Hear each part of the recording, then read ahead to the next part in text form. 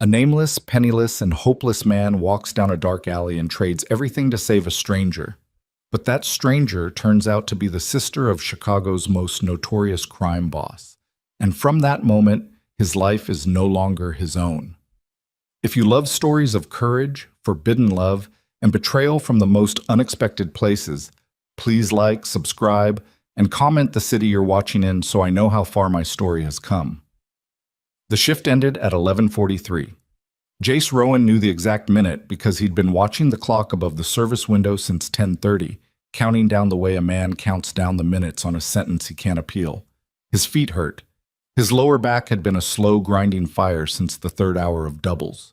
The apron he untied and balled up and shoved into his locker still smelled like the grease trap he'd cleaned at 6, before the dinner rush came in and didn't stop until 10:30, a parade of North Side money eating $40 pasta and leaving 12% tips on credit cards that probably had higher limits than his annual income. He didn't change out of his work shirt. No point. The walk to the L station was 6 blocks, and the temperature outside had been dropping since sundown, and the flannel he'd stuffed into his locker bag was thin enough that wearing 2 layers was better than 1. He pulled on his coat, a brown canvas thing with a torn inside pocket that he'd been meaning to sew up for 4 months, and stepped out through the kitchen door into the service alley behind Carmine's. The cold hit him like a door. Chicago in late November wasn't cold the way people who'd never lived there imagined cold. It wasn't just temperature, it was weight. The wind came off the lake and moved through you like it had somewhere to be, like you were an inconvenience standing between it and wherever it was going. Jace pulled the coat tighter and started walking, his breath coming out in short white puffs, his shoulders already pulled up toward his ears. He had $42 in his wallet. That was it until Friday, when the direct deposit would hit and the bank would immediately subtract $211 for the minimum payment on the MedCredit account, the one he'd opened 18 months ago when his mother's insurance refused to cover the second round of treatment, and the hospital's patient advocate had handed him a brochure with a toll-free number and an expression that said she was sorry, but also that she had 6 more families waiting in the hall. The math after that payment left him with $63 and change to cover groceries, transit, and the copay on his own prescription that he'd been stretching by cutting the pills in half. He didn't think about this consciously. It was just the background noise of his life now, the low hum under everything, the way some people lived with tinnitus and eventually stopped noticing it except in the moments of silence when there was nothing else to drown it out. The alley behind Carmine's was narrow and poorly lit, the kind of space that existed in every city and that people who didn't have to walk through it at midnight pretended didn't exist. A single overhead light mounted above the kitchen door threw a yellow cone 10 feet in either direction and left the rest in the kind of dark that had texture to it, that seemed to press back against the light, rather than simply being its absence. Jace was maybe 40 feet from the far end, where the alley opened onto West Huron, when he heard it. Not a scream. Something worse than a scream. A scream is loud and sharp and it splits the air and everyone in earshot turns toward it. This was quieter, a sound compressed by fear, a kind of desperate, breathless cry that was trying not to be too loud because loud meant drawing attention, and drawing attention when you were already trapped could make things worse. He'd heard that sound before. In the apartment above his mother's when he was 14, and the couple upstairs had their bad nights. In the parking garage near his first apartment when he was 20, and watched from his car, and told himself it wasn't his business, and drove away and spent 3 years trying not to think about it. He stopped walking. His brain ran the math fast, the same math most people ran in that situation, and used to talk themselves into keeping their feet moving. Not his problem, probably nothing. He had $42 and a torn coat pocket and a back that had been hurting for 6 hours, and he was a 24-year-old waiter with no formal training in anything that would be useful right now. He had a bus to catch. He had a prescription he was cutting in half. He was nobody. His feet turned anyway. The sound was coming from a recess about 15 feet off the main alley, a shallow alcove where the adjacent building's utility meters were mounted, the kind of space where old pallets got stacked and garbage bags piled up between collections. He moved toward it without fully deciding to, the way you move toward a sound in the dark before the thinking part of your brain has caught up to the moving part. 2 men. One was heavy-set, wearing a dark track jacket, positioned with his back partially toward Jace. The other was leaner, against the wall, with his arm extended and his hand. Jace's brain took a second to process this. His hand gripping the collar of a young woman who was pressed back against the brick with nowhere to go. She was slight. Dark hair. She was holding a white cane in her right hand, the kind with the red tip at the bottom, folded against her chest with both arms now because the man had grabbed her collar and she'd pulled it in. Her eyes were moving but not tracking the men, not tracking the alley, not tracking anything the way a sighted person's eyes would track. She was blind, and she was terrified, and she was trying very hard not to make noise because she'd apparently already learned that noise hadn't helped. The lean man was saying something low and ugly about her bag. The heavy-set one was laughing, not loudly, a mean and private sound. Jace picked up a piece of wood from the pallet stack beside him. It was maybe 2 feet long, a slat from a broken pallet, and he registered the splinters against his palm and didn't care. "Hey!" Both men turned. The heavy-set one moved first, which Jace had not expected. He'd expected hesitation, the brief recalibration that people do when a variable enters a situation they thought they had controlled.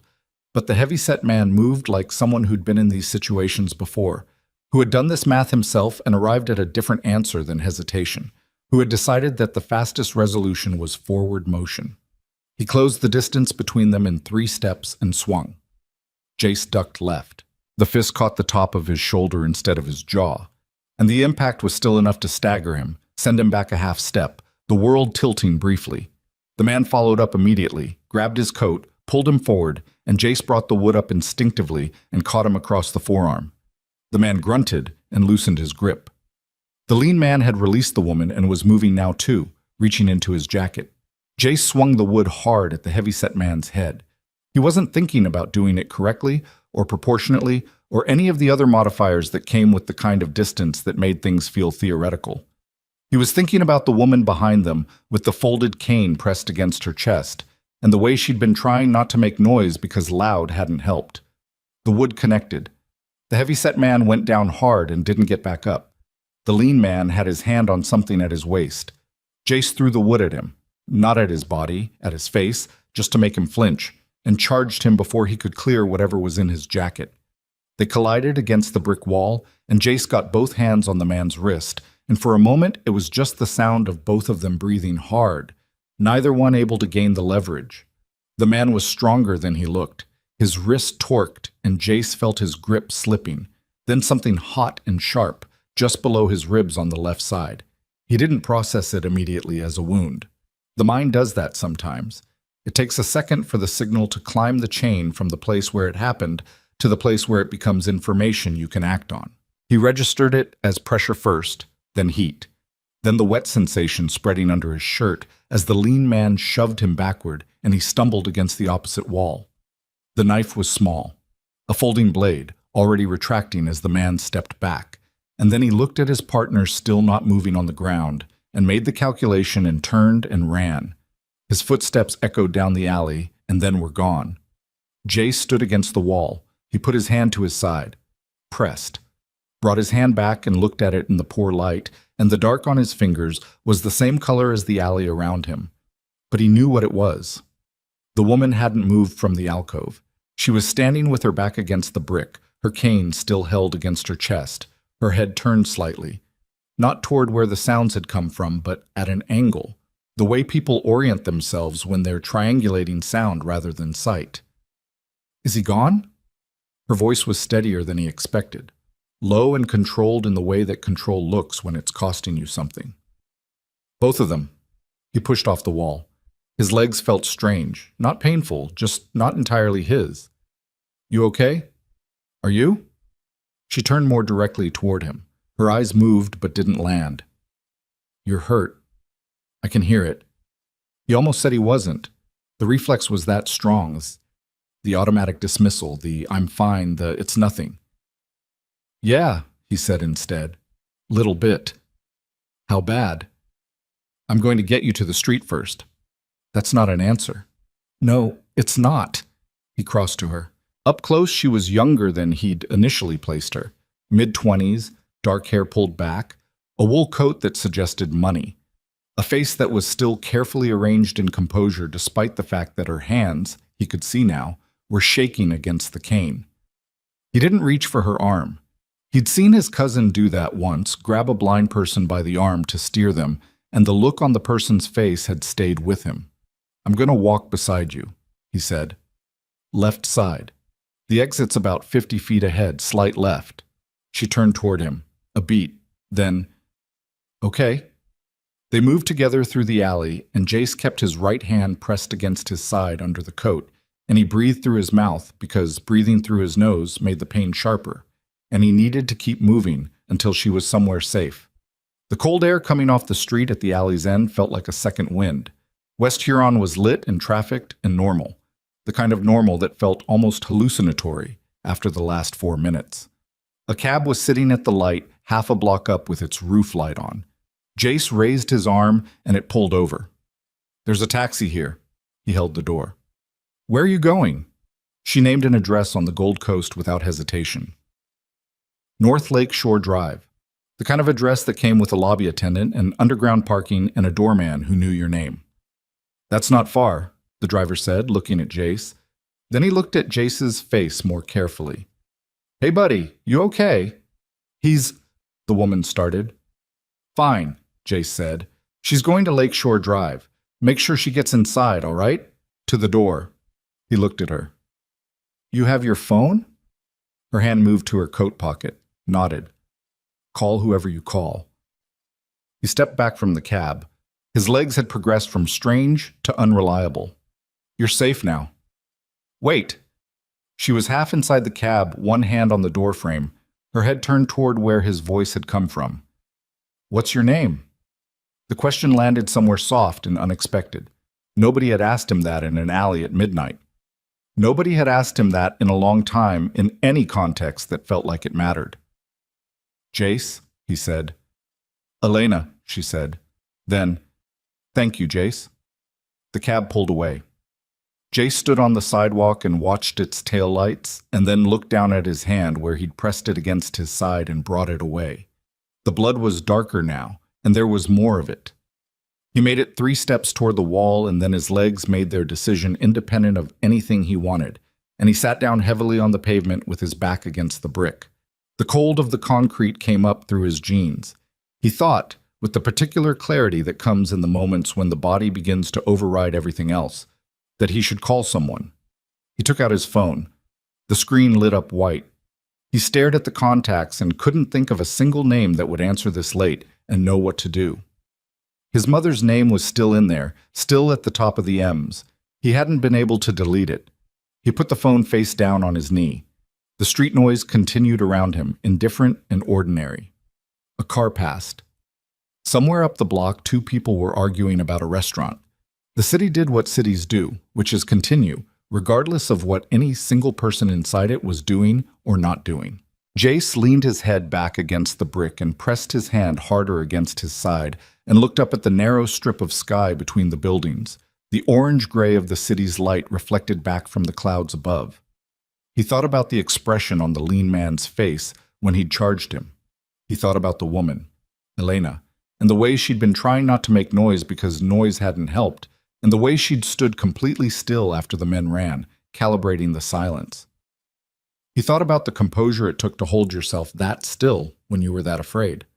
He thought, with no particular drama, that this was probably a bad night to have only $42 in his wallet.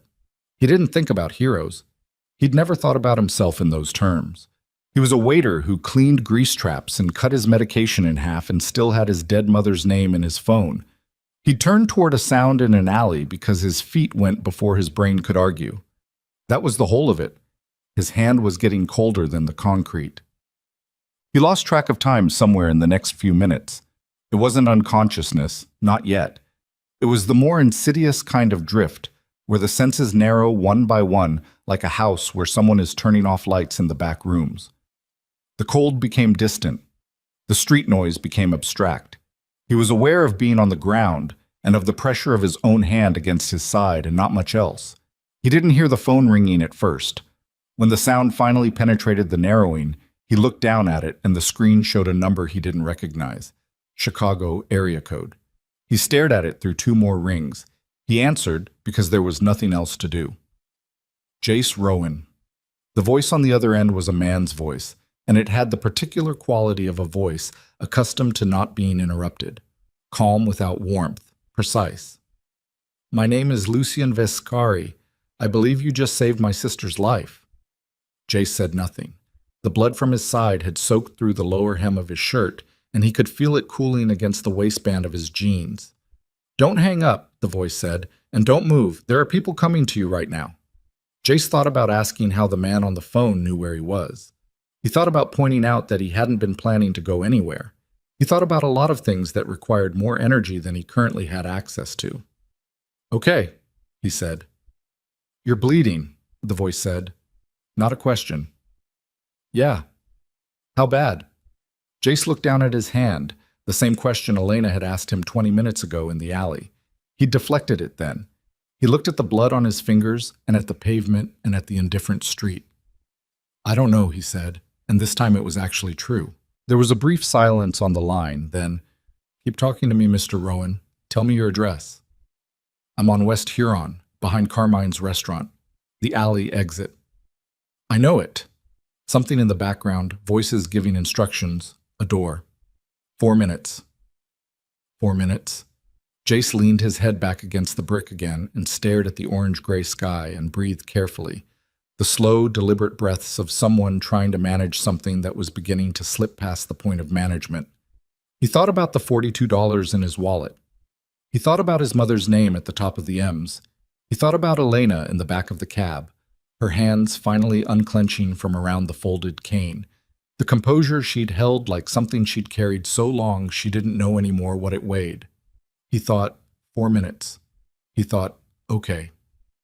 The lights of the city blurred slightly at the edges. He pressed his hand harder against his side and counted his breaths and waited for the sound of footsteps. And somewhere above him, the wind off the lake moved through the gap between the buildings with the cold certainty of something that had been doing this for a very long time and would continue doing it long after this particular alley and the particular man bleeding in it were both forgotten. 4 minutes. The footsteps came, and Jace Rowan, who had nothing to lose and had spent it anyway, looked up from the pavement at the 2 men in dark coats moving toward him through the alley with the measured speed of people who had been sent to find something valuable, and understood for the first time that the night was not, in fact, going to be forgotten at all. The 2 men who came through the alley moved like people who did not hurry because they had never needed to. They were not large in the way that telegraphed itself, not the heavy-set aggression of the man Jace had put down earlier. These 2 were economical. Dark coats, hands visible. The kind of deliberate visibility that communicates I am not reaching for anything because I don't need to yet. The taller one crouched beside Jace without asking permission and pulled the coat aside and looked at the wound with the detached assessment of someone who had looked at wounds before. Through and through? He said, to no one in particular. No. The shorter one had a phone to his ear. Entry only, small blade. He spoke into the phone. He's stable. Needs a surgeon. A pause. Yes? He looked at Jace. Can you stand? Jace tested his legs against the pavement. Maybe. Try. He tried. The taller man got a hand under his arm, and the standing happened, though it cost more than standing usually did. The world did a slow tilt and then leveled out. He was upright. That counted for something. Cars on Huron, the shorter one said. They walked him out of the alley, 1 on each side, and there was a black SUV at the curb with its engine running and a 3rd man behind the wheel who didn't turn around. Jace got into the back seat, and the leather was warm, and the door closed, and the city outside the tinted window went silent in the way that expensive cars make everything outside them silent, like turning down the volume on a world that had been too loud. He pressed his hand against his side, breathed. The taller man got in beside him and handed him a cloth. Folded, clean, the kind of thing you found in coat pockets when someone had thought ahead about exactly this kind of night. Jace pressed it against the wound without being asked. Nobody spoke for the first 3 blocks. Then Jace said, "Where are we going?" "Private facility," the taller man said. "Doctor's already there." I don't have... It's covered. Jace looked at the cloth against his side. The bleeding had slowed, or the cold had done something to his sense of it. By who? The man looked at him without expression. Mr. Vescari. Jace turned back to the window. The city moved past, the Gold Coast sliding into the near north side, the architecture getting older and heavier and more deliberate the way it did in that part of Chicago, and he thought about the voice on the phone. Calm without warmth, precise. The kind of voice that said 4 minutes and meant exactly 4 minutes and had been right. He thought about the name. Vescari. He'd heard it. You couldn't work in Chicago's service industry for 3 years without hearing it. It moved through restaurants and hotel bars and late-night conversations the way certain names moved through cities, attached to stories that people told at a volume that assumed the wrong ears weren't in range. He'd never been able to sort the real from the amplified. Now, bleeding in the back of a car sent by the man himself, he was getting the feeling the real was bigger than the amplified. The facility was a brownstone on a quiet block in Lincoln Park, nothing on the exterior to identify it as anything other than a well-maintained private residence. Inside it was something between a doctor's office and a safe house. Sparse, clean, the smell of antiseptic under the smell of old wood. A man in his 60s waiting in a room off the main hallway with equipment laid out on a stainless steel tray like he'd had ample time to prepare. Jace sat on the table and the doctor worked without small talk, which Jace appreciated. Local anesthetic, irrigation, 3 internal sutures and 5 external, a dressing. The whole thing took 40 minutes. The doctor's hands were steady, and his face was the face of someone who had made peace with the fact that his patients did not come with insurance cards and did not ask questions about billing. No major vessels, the doctor said finally. Miss the kidney. You'll be sore for 2 weeks. Don't lift anything heavy. Don't... He paused and looked at Jace with the particular expression of a man who was about to say something he doubted would be followed. Get into any more fights. That was my plan originally, Jace said. The doctor made a sound that might have been a laugh and snapped his gloves off and left the room. Jace sat on the table and looked at the ceiling and felt the anesthetic doing its work, the hot edge of the pain going flat and manageable. His shirt was gone, cut off, and someone had left a plain black t-shirt folded on the chair beside him. He put it on slowly, lifting his left arm carefully, feeling the pull of the sutures under the dressing. The taller man appeared in the doorway. Mr. Vescari wants to see you. Lucien Vescari was not what Jace had constructed in the car. He had built a version in his head during the drive. The blunt physical authority, the performative wealth, the surrounding apparatus of men designed to make the center of the room feel inevitable. What he walked into was a sitting room on the 2nd floor, furnished in dark wood and clean lines, with a fire in the fireplace that looked like it was used regularly and not for effect. Lucien Vescari was standing at the window with a glass of water in his hand, not whiskey, not anything that suggested ceremony. He was maybe 40, lean, with the kind of stillness in his body that came from having trained it rather than having been born with it. Dark eyes. A face that had made certain decisions and stopped apologizing for them. He turned when Jace came in, looked at him. Not a scan, a full assessment, the kind that happened in seconds, and registered things that took most people much longer to see. Sit down, Mr. Rowan. Jace sat. The chair was good, the kind of furniture built for endurance rather than display. He settled carefully, favoring his left side. Lucien remained standing. How are you feeling? Been better, I imagine. He set the glass down on the windowsill. You know who I am. I've heard the name. And? Jace looked at him. And I'm sitting in your chair in your building after your doctor stitched me up, so I think the conversation is going to go a certain way regardless of what I say about your name. Something shifted in Lucien's face. Not softness. Something more like recalibration. A man adjusting the distance between where he'd placed someone and where they'd just revealed themselves to be. Elena called me from the cab, Lucien said. She told me what happened, in detail. He paused. My sister doesn't give detail easily. She told me you went into the alley without hesitation. I had a piece of pallet wood. That's not the point. I know, Jace said. I'm just saying it wasn't some calculated... I know what it was, Lucien said, and his voice had the quality of a door closing on a subject. That's why you're here. That's why I called instead of sending a different kind of response. The fire moved in the fireplace.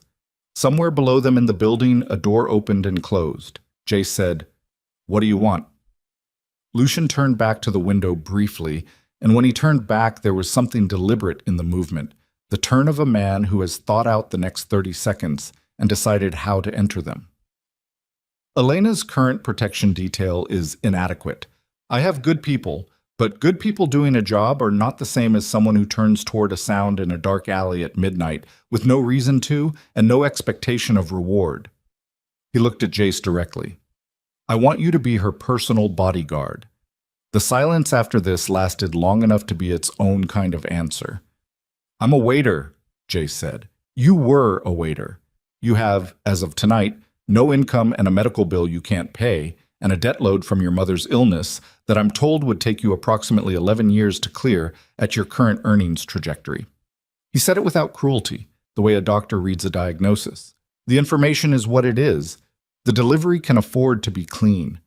I've already had the MedCredit account and the hospital balance cleared. All of it, tonight. Jace stared at him. "That's not payment for what you did," Lucien said. "I'm clear about that. What you did doesn't have a price. That's a separate thing. That's me refusing to let a man who saved my sister's life go home to that particular weight." He picked up the glass again. "The offer is a job, a real one, with training and compensation and a different life than the one you have. All I'm asking is that you think about whether the life you have is the one you want to keep."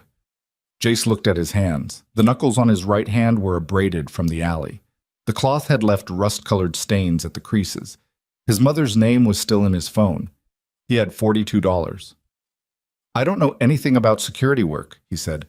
"You'll be trained. My head of operations runs a rigorous program, 12 weeks.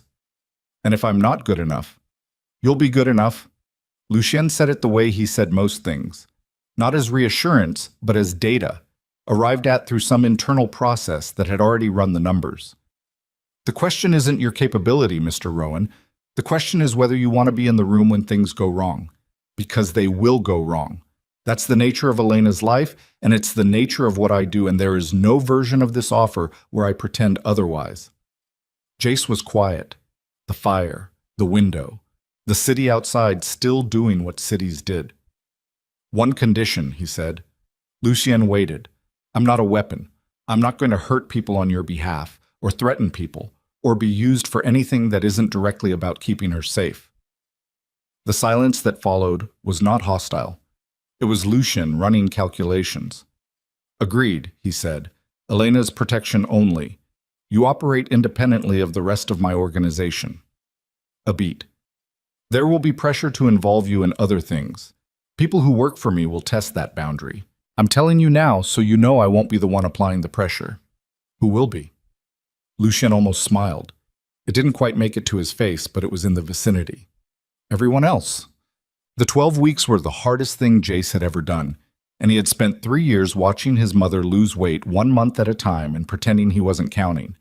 Lucien's head of operations was a man named Drago, no last name offered, none requested, who was somewhere between 50 and permanent, with a neck like a structural beam and the disposition of someone who had auditioned patience and found it wanting.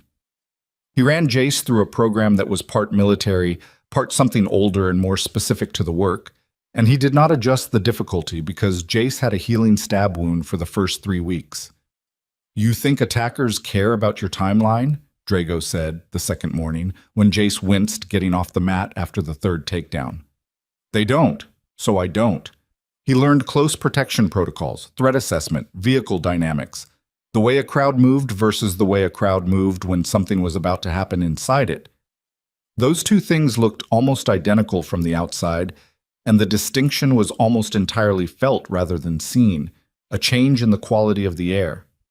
He learned how to position himself in a room, how to move someone he was protecting without grabbing them, without making it obvious, without violating their autonomy while still making it non-negotiable.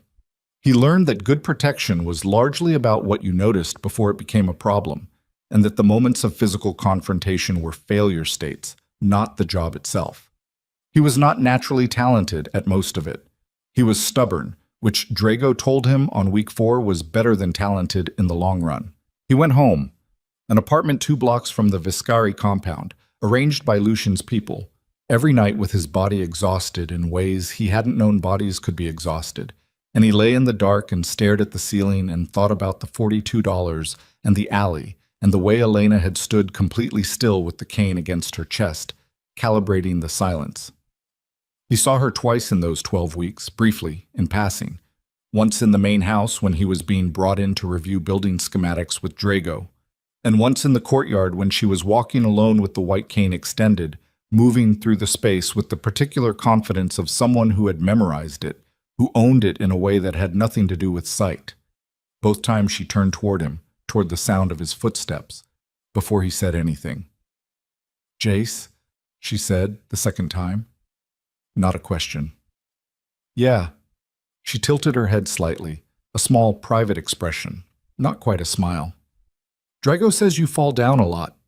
He's a reliable narrator. That almost smile again. "He also says you get back up every time, which he considers more relevant." She continued walking, her cane moving in the smooth arc he'd learned to read as relaxed and alert at once. "See you on the other side of training." "Yeah," he said, and watched her walk away, and stood there a moment longer than he needed to before going back inside. His first 90 days as her actual bodyguard were an education in a different kind. Elena Viscari's world was not the one Jace had pictured from the outside. She was not decorative, she was not passive. She worked.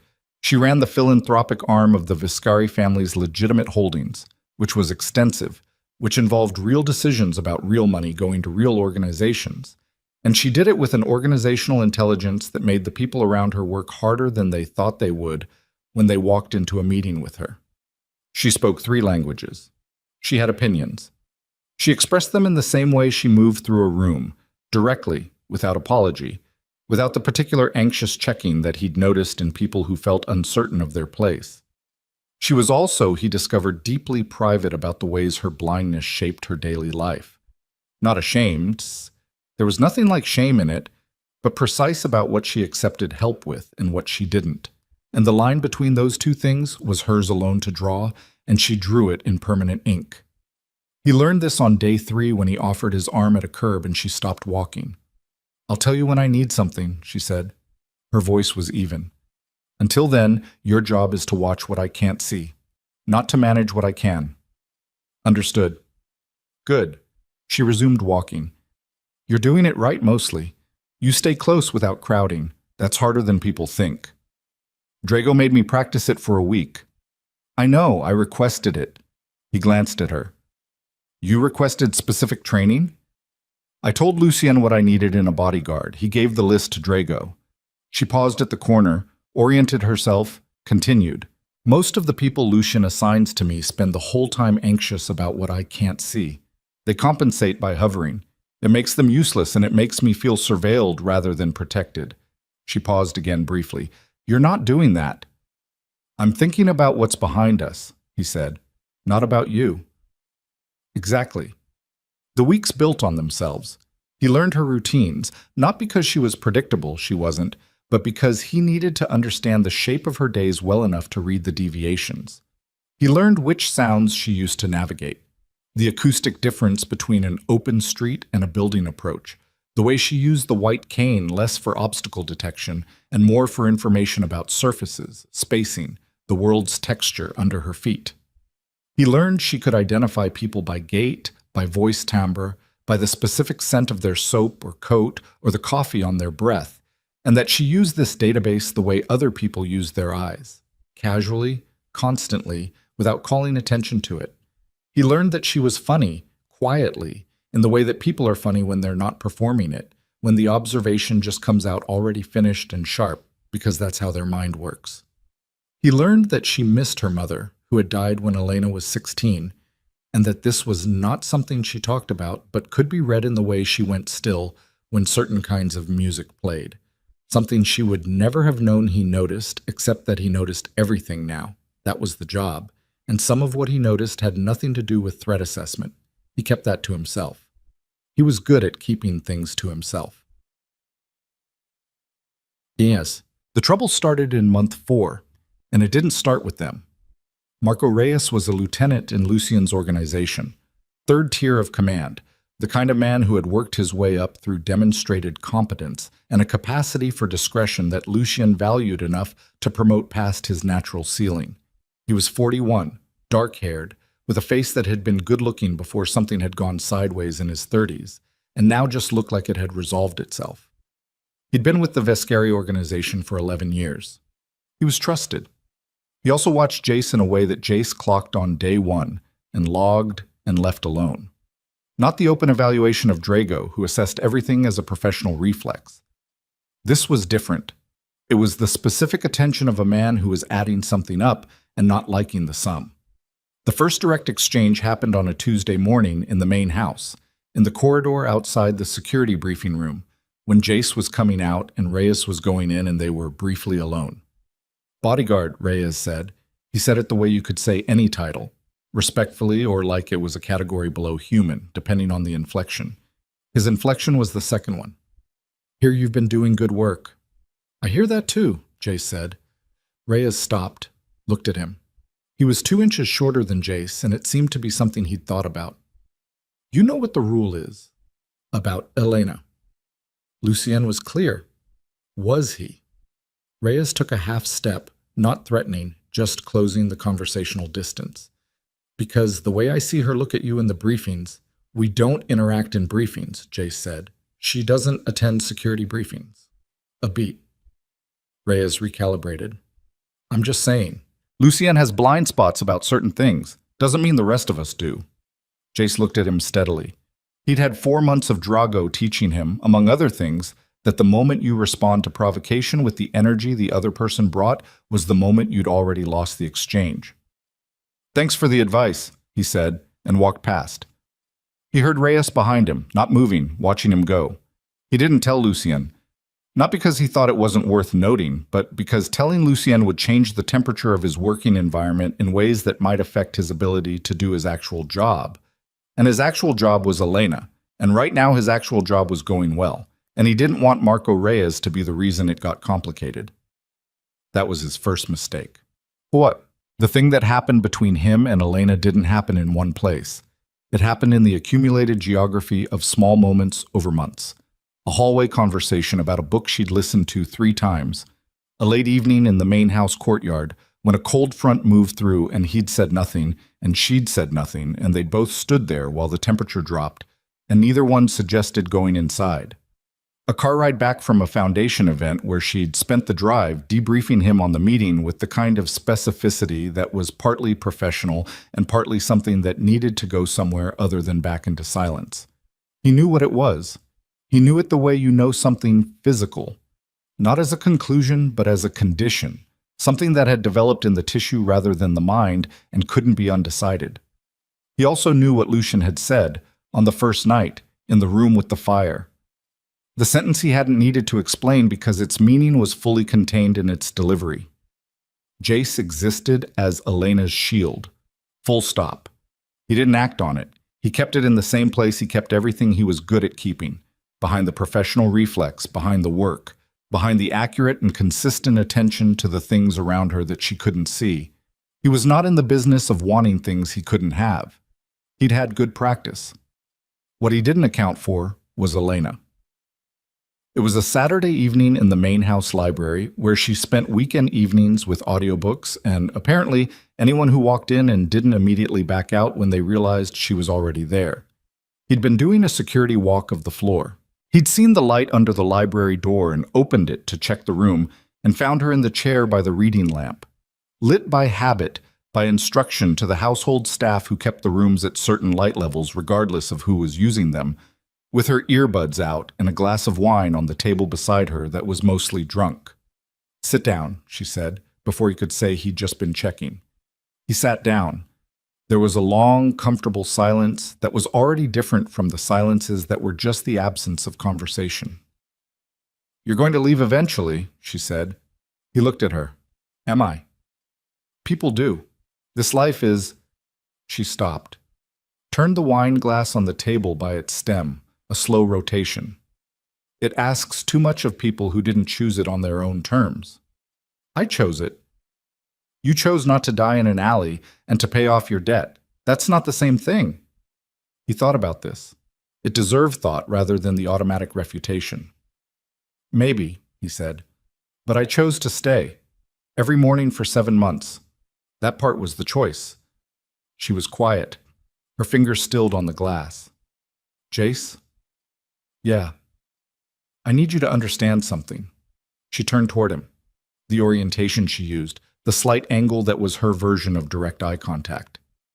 I am very aware of what you're not saying. I have been for a while. I'm not... A brief stop, the kind that meant she was choosing the next thing carefully. Unaware of my own side of it. He said nothing. The fire, the lamp, the city outside the high windows doing what cities did. Lucien's rule, he said finally. I know Lucien's rule. It's not... He stopped, tried again. It's not that I think the rule is wrong. He built it to protect you, because of what it means when someone in your life has reasons. I know why he built it. Her voice had the patience of someone who had thought about something longer than the conversation required. And I know what it costs you to keep to it. I'm telling you that I see that. She stopped again, this time for longer. That I don't think I can keep pretending I don't. The silence after this had weight, real weight, the kind that settled into a room and changed what it was. Jace sat forward, elbows on his knees. He looked at the floor. When he looked up, she was still turned toward him, still in that precise angle of orientation that was her version of looking directly at someone. This conversation, he said carefully, is the most dangerous thing that's happened in the 7 months I've been doing this job. I know. And you had it anyway. Yes. He breathed out slowly. Okay. Okay, what? I don't know yet, he said, but okay. She almost smiled. He could see it at the corners of her mouth, the shape of something held back, and he looked away before he did something that made the word okay retroactively untrue. He was still looking at the window when the door opened. Marco Reyes stood in the doorway. His eyes moved from Jace to Elena and back to Jace, and in the half-second before his expression settled into something neutral, Jace saw exactly what Reyes was doing with what he'd just walked in on. Saw the calculation, the filing, the decision about when and how and to whom this piece of information would be most useful. Vescari wants the weekly debrief pushed to tomorrow, Reyes said. His voice was perfectly even. Just passing it along. Thank you, Marco, Elena said. Her voice was equally even, which meant she'd heard the door and processed the pause and arrived at her own assessment. Reyes looked at Jace one more time. The look said, I told you I was watching. It said, I now have what I was looking for. It said, without a word, that the balance between them had just shifted into territory that Jace could not afford. The door closed. Jace looked at the closed door and felt the shift in the room. The warmth of 2 minutes ago receding like tide, replaced by something colder and more specific. He looked at Elena. Her face was still, but her hand had closed around the wine glass in a grip that had nothing to do with drinking. He's going to tell Lucien, Jace said. Probably. She set the glass down with deliberate care. Not tonight. He'll wait for maximum impact. How long have you known he watches us? Since month 2. She turned her face away from him toward the window, her own version of looking at something without seeing it. He was in love with me once, years ago. Lucien didn't permit it either, for the same reasons. A pause. He's never forgiven either of us for it. Jace sat with this, the pieces of it. The 11 years of Reyes's proximity to the Vescari family. The way he'd said, I'm just saying about the briefings. The specific quality of his attention.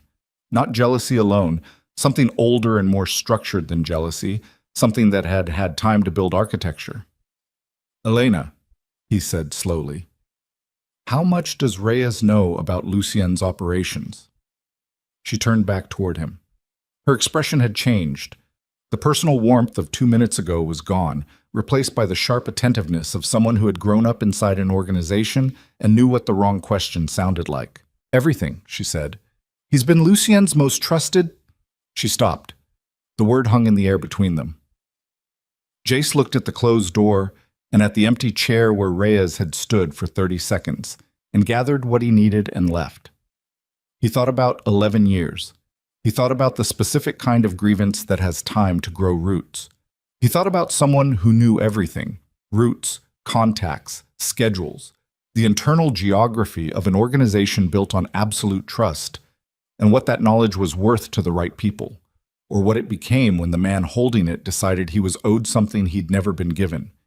His hand had gone to his side, to the scar under his shirt, without him deciding to put it there. "We need to tell Lucienne," he said. "About the library," Elena said. Her voice was careful. "About all of it." He looked at her. "About what I think Reyes might be." The silence that followed was the silence of a door opening onto something that, once seen, could not be unseen. And Elena's face in the lamplight was the face of someone standing in that doorway and understanding, without anyone having to explain it, that the step across the threshold was already taken. Because Reyes had been in that doorway first, and whatever he'd seen, whatever he'd decided, the clock on it had already started. She stood up from the chair, deliberate, the wine glass left on the table, the audiobook left unfinished. "Then we go now," she said. "Tonight. Not tomorrow. Tonight." She reached for the cane leaning against the chair, and her hand was completely steady, which told him more about what she was made of than anything she could have said. He stood and moved to the door first, the reflex already muscle memory. Check the hall, establish the space, then move. The corridor was empty. The house had its late evening quiet. The staff contracted down to skeleton hours. The security detail on the perimeter rather than the interior. They walked to Lucian's study side by side, and Jace kept his eyes on every doorway they passed, and in the back of his mind he was running the timeline. How long Reyes had been watching, how long he'd been building whatever he was building, and how many nights between now and the charity gala next week that Lucien had already committed the entire family's public presence to. A fixed point on a calendar that anyone with access to Viscari's schedule would have known about for months. The gala. He stopped walking. Elena stopped a half-step later, orienting toward him. "What?" "The gala," Jace said. "Next Saturday. Fixed location, published guest list, predictable arrival and departure windows." He looked at her. "If someone wanted a controlled environment to move against Lucien, against all of you at once, that's the night." Elena's face did not change, but the cane in her hand stilled completely. "That's the night," she said quietly. Not a question. The voice of someone who had just heard a thing she already knew and had been hoping not to confirm. Jace looked at the door to Lucian's study at the end of the hall, the light visible underneath it, which meant Lucien was still awake, which meant they had tonight and not tomorrow, and tomorrow was already closer than it had any right to be. "Come on," he said. They walked the last 20 feet to the door, and Jace raised his hand to knock, and in the half-second before his knuckles hit the wood, he understood with complete clarity that whatever came next, whatever Lucien said, whatever Reyes had already set in motion, whatever was waiting for all of them inside the fixed and predictable geometry of next Saturday night, there was no version of it where he stepped back, where he handed Elena off to someone else and walked away. He knocked. From inside, Lucien's voice, "Come in." Jace opened the door. Lucien was at his desk with his jacket off and his sleeves rolled to the forearm, which meant he'd been working rather than waiting, which meant whatever Jace was about to put in front of him would be landing on a mind already in motion rather than one settling in for the evening. That was either good or very bad, and Jace didn't have enough information yet to know which. He came in first. Elena followed, her cane folded and held at her side the way she held it when she was in a known space and didn't need it for navigation but wasn't ready to put it down entirely. Lucien looked at her, then at Jace, and the quality of his attention changed. Not alarm, Lucien didn't do alarm in the visible register, but a sharpening, a gathering inward of something that had been distributed across the work on his desk. "Sit," he said. They sat. Lucien leaned back in his chair and waited with his hands flat on the desk, and the patience in it was the patience of a man who had learned that the information came at its own speed, and pushing only changed its shape without changing its pace. Jay said, Marco Reyes. A pause. What about him? How much does he know about the gala next Saturday?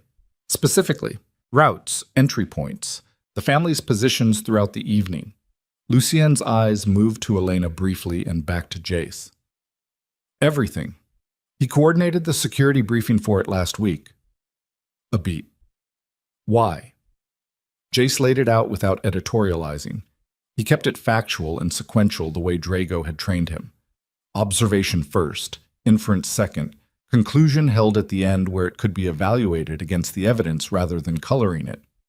He told Lucien about the corridor exchange in month 4, about the way Reyes had watched them across 7 months with the specific attention of someone building a file rather than satisfying a curiosity, about the library tonight, the 30 seconds in the doorway, the look on Reyes' face before his expression closed, about Elena's history with Reyes and what that history meant when you added 11 years of accumulated proximity and a grievance that had never been addressed. He finished and let the silence sit. Lucien had not moved during any of it. His hands were still flat on the desk. His face was doing nothing that Jace could read, which was itself information. Lucien's default was readable in the controlled way of someone choosing what to show, and the complete absence of expression meant something was happening underneath it that required more of his resources than usual. Elena, Lucien said, you believe this. I believe Jace's read of Reyes is accurate, she said. I've believed it since month 2. I didn't say anything because I didn't have evidence. I had instinct. Your instinct has a better record than most people's evidence. I know, that's why I'm here now instead of still in the library telling myself I was wrong. Lucien stood. He walked to the window. The same window in every room, Jace thought. The same gesture of a man who needed a moment of direction before he could proceed. The city outside was doing what it always did, indifferent and continuous. I vetted Reyes 11 years ago, Lucien said. Not defensively. Factually, with the flatness of a man taking inventory of his own assumptions. Every 2 years after that, he was clean. He might have been, Jace said, until something changed. What changed? I don't know. Could be money. Could be someone got to him with an offer he decided was better than what he has here. Could be the thing with Elena and the accumulated weight of 11 years of being close to something he was told he couldn't have. He paused. Could be all 3 at once. Those things tend to compound. Lucien turned from the window. The expression on his face now was something Jace hadn't seen before, not anger. Anger was too simple for what was in Lucien Vescari's eyes at that moment. It was the specific cold of a man who has built something with extraordinary care over a very long time and is now calculating the full architectural cost of a flaw that was present from the beginning. I need to verify before I move, Lucien said. If I'm wrong... You're not wrong, Elena said quietly. Lucien looked at his sister. Something passed between them that Jace didn't have the vocabulary for. The communication of people who had been each other's primary world for a long time, who had built their own language out of the specific shorthand of shared loss and proximity. No, Lucien said. Probably not. He looked at Jace. I need 48 hours. Don't change anything. Don't let him know you came to me tonight. Can you do that? Yes. If he's moving against us at the gala, he'll need confirmation that the family is attending, that nothing has changed. The moment we alter our plans, he'll know we're on to him, and he'll accelerate whatever timeline he has. Lucien's voice had taken on the quality of someone reading a tactical map rather than having a conversation. We need to be inside his timeline before he knows we're there, Jace nodded, and the gala itself. We attend. Modified security deployment that looks identical from the outside. He looked at Jace. You stay on Elena the entire night. Not standard proximity. Contact distance. Understood. One more thing. Lucien's eyes settled on Jace with the directness of a man who had decided to have a conversation he'd been deferring. The library tonight. What Marco walked in on. The air in the room changed slightly. Elena's posture didn't shift, but the quality of her stillness changed. Jace met Lucien's eyes and didn't look away. I've kept to your condition. I know you have. Lucien's voice was even. I also know that keeping to a condition and the condition being sufficient are different things. He looked at Elena, at Jace. We'll talk about it after the gala. Right now, it's not the priority. He picked up his phone from the desk. Go. Behave normally, both of you. They left. In the corridor walking back, Elena's cane was still folded at her side. Jace walked beside her and said nothing for the first 2 minutes. The house was quiet around them, the skeleton staff invisible, the security perimeter outside doing its slow rotations. He's not going to forgive it, Elena said. Not bitterly, factually. He said after the gala. He said we'd talk after the gala. That's not the same as forgiveness. She paused at the junction where her hallway branched from the main corridor, turned toward him. Jace? Yeah. Whatever happens Saturday. She stopped. The thing she was about to say reorganized itself into something simpler and more honest. Don't let what's between us make you slower, not for 1 second. He looked at her. The lamplight in the corridor was low and amber, and she was standing in it with her face turned toward him at the angle that was her version of eye contact.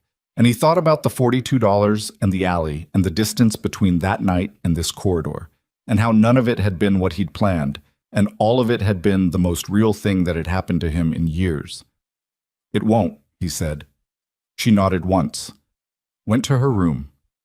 Jace stood in the empty corridor and listened to the house settle around him, and started thinking about Saturday.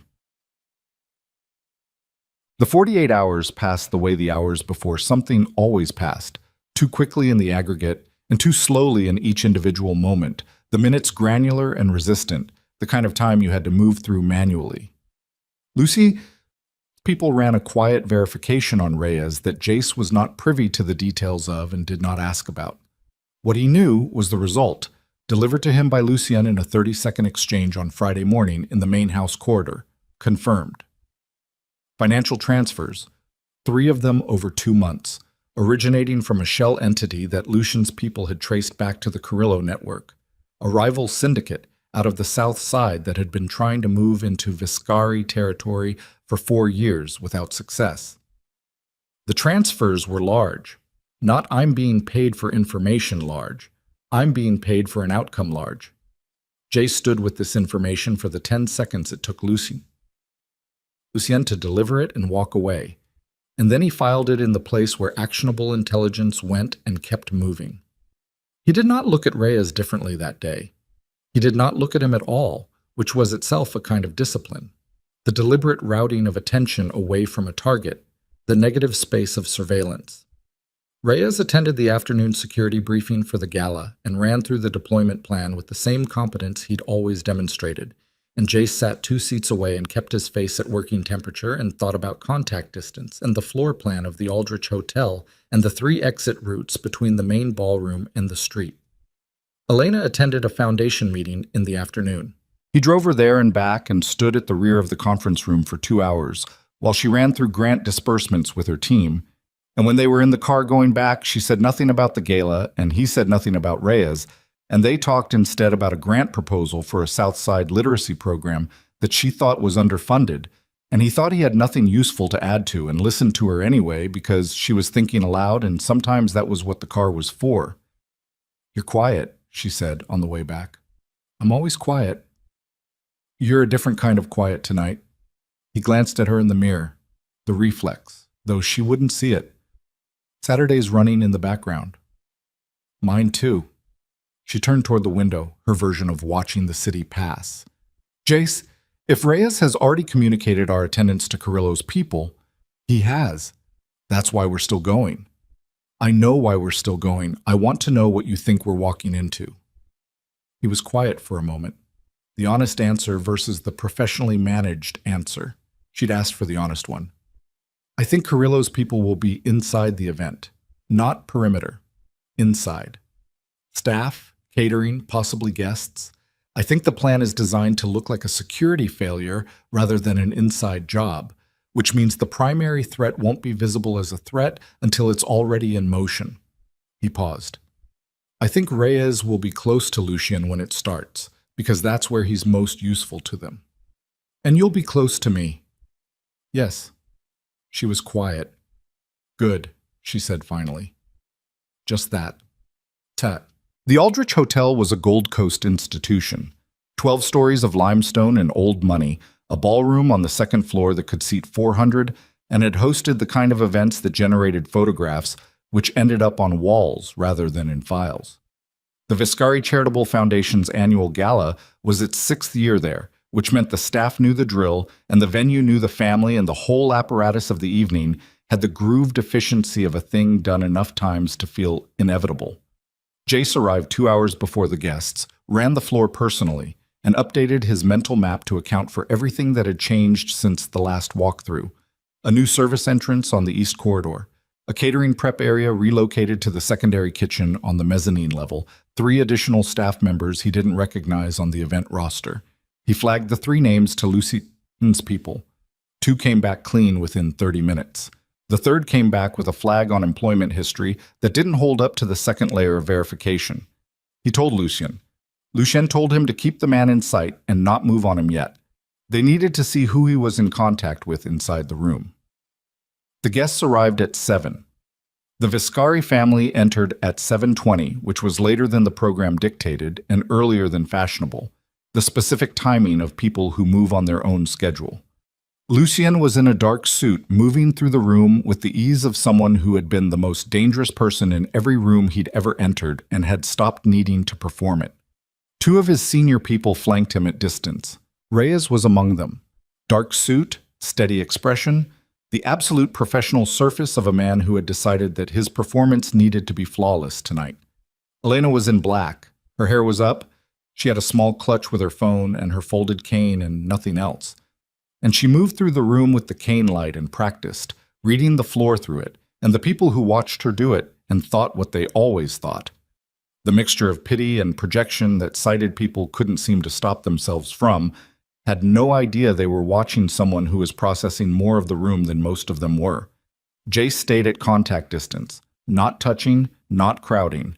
The distance Drago had made him practice for a week, the distance Elena had asked for. Close enough that his hand could be on her arm in under a second, close enough that he could feel the air shift between them when she turned.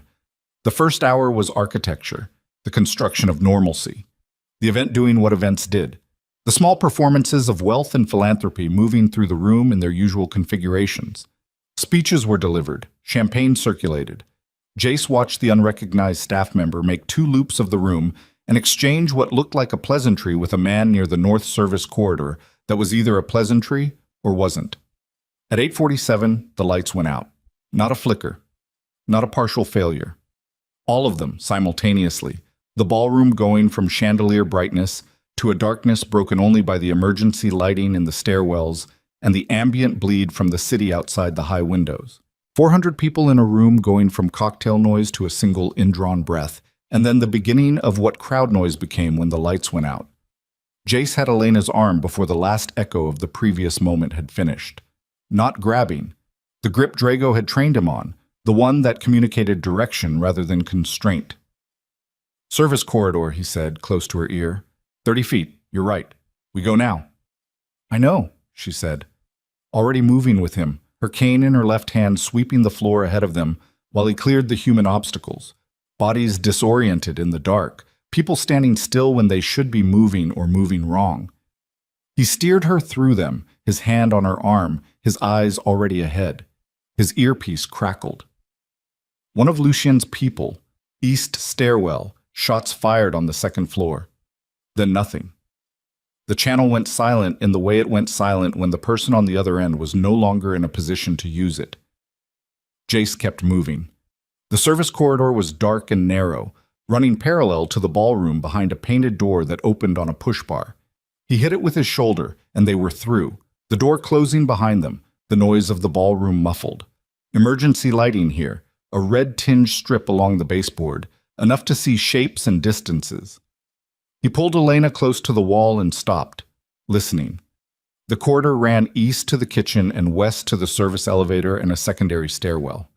He needed a second to orient the sound.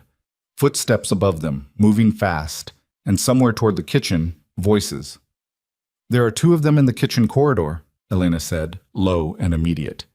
Her head was angled toward the east end, that precise triangulation. They've been there for at least a minute. They're waiting for something. For the lights to push us this way. Yes. He shifted, putting himself between her and the east end, and looked west toward the service elevator. The elevator was a kill box. No, the stairwell beside it. He started moving her west, slow and tight against the wall, their combined footsteps as quiet as he could manage on the tile. Then Elena stopped. Not stumbled. Stopped. The deliberate arrest of motion, the kind that came from something received rather than something decided. Her head turned slightly. "Jace," she said. Her voice had dropped to something below a whisper, the kind of sound that was more shaped breath than voice. "The man behind us." He turned. 20 feet back, at the door they'd come through, a shape resolving out of the red-tinged dark. He registered the suit first, event attire, the same as everyone in the room behind them. Then the posture.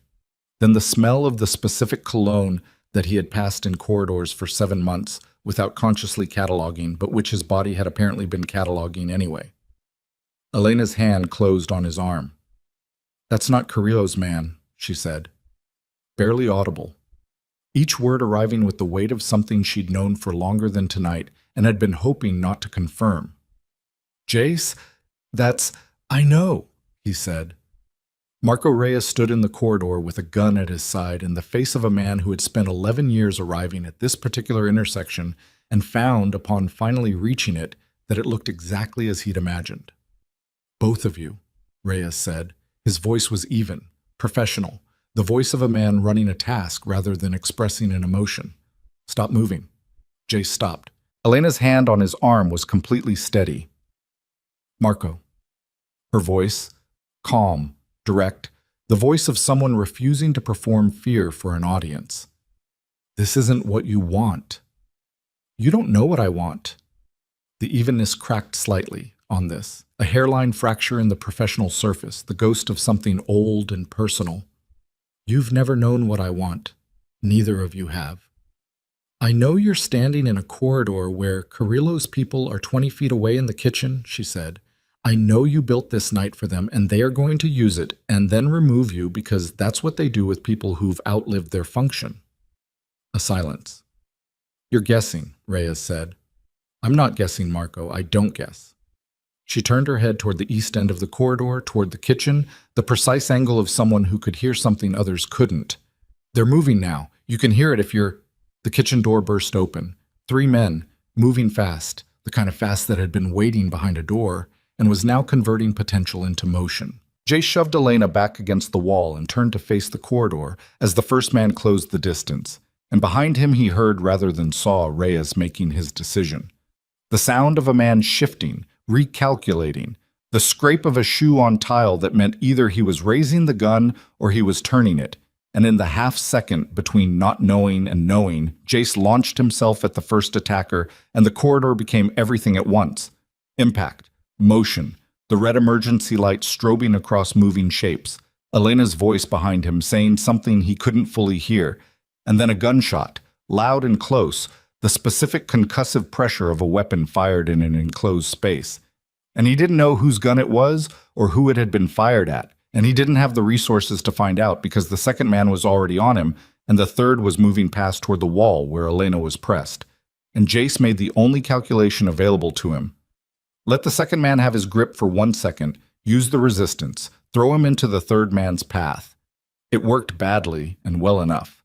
The second man got his forearm across Jace's throat before the throw, and the impact when they collided with the third man was enough to stagger all 3 of them, a pile of bodies and force and bad angles in a corridor too narrow for any of it.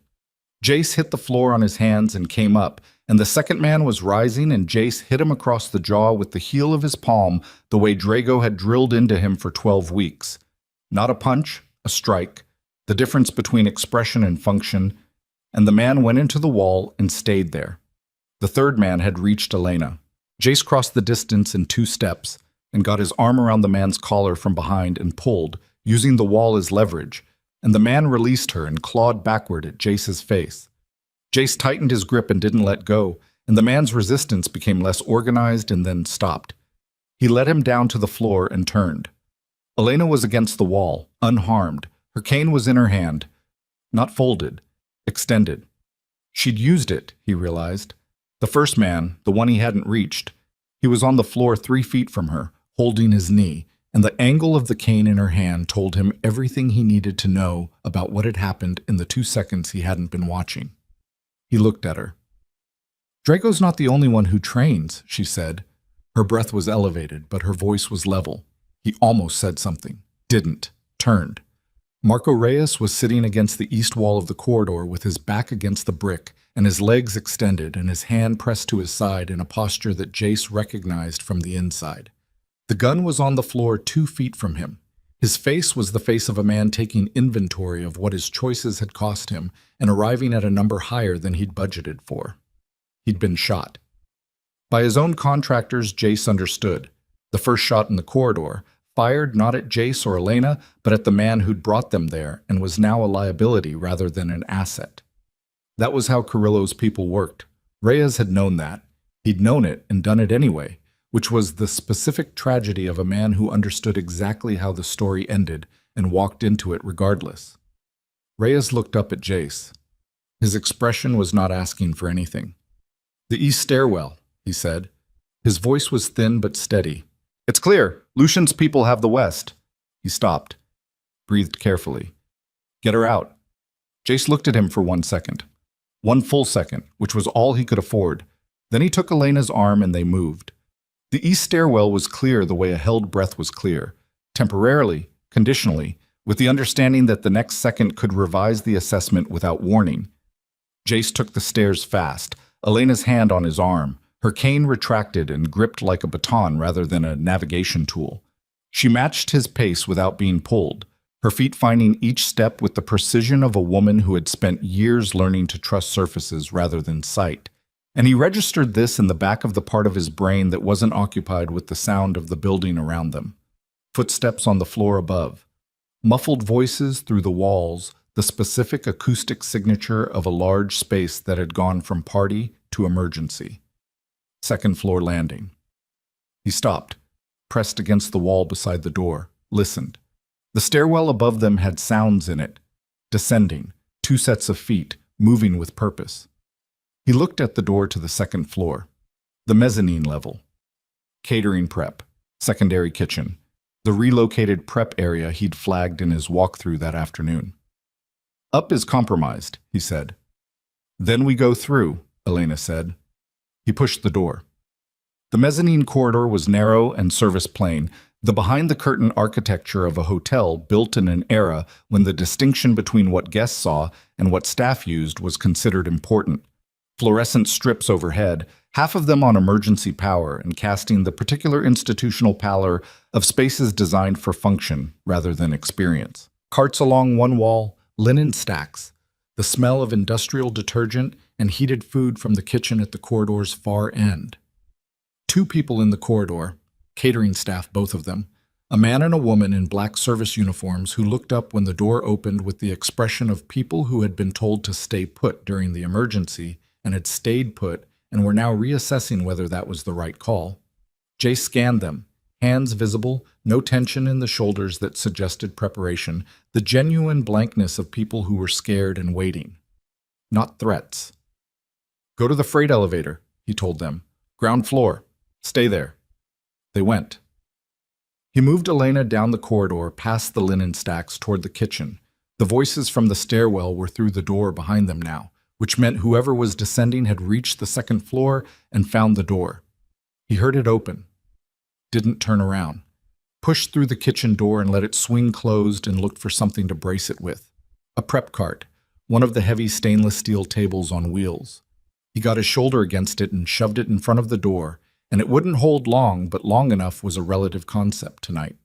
The secondary kitchen was larger than he'd mapped it in the walkthrough, or felt larger in the emergency lighting.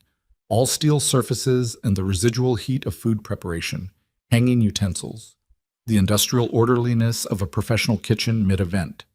2 exits, the door he'd braced, and a pass-through to the main kitchen at the far end, and between those 2 points a space that was defensible in the way that spaces were defensible when you didn't have a weapon and the people looking for you did. He needed to reach Lucien. His earpiece had been silent since the first transmission about the east stairwell.